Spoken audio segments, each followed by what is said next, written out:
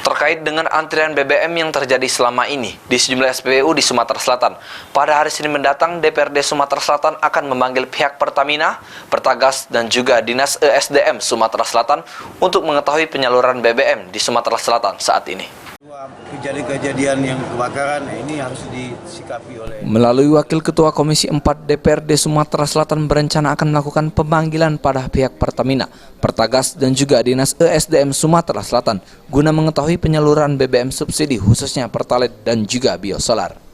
Menurut Hasbi Hasadiki, pihaknya menerima banyak sekalian laporan dari masyarakat terkait dengan antrian BBM yang terjadi di sejumlah SPBU. DPRD Sumatera Selatan menurut Hasbi telah melakukan jadwal untuk memanggil pihak-pihak yang berkaitan dengan penyaluran BBM pada hari Senin mendatang. Keamanan SDM itu mengundang hari Senin untuk rapat bersama pembahasan dengan Pertagas dan Pertamina Sumsel supaya memang lapor masyarakat ini ditindaklanjuti oleh DPRD Sumsel terhadap yang pertama antrian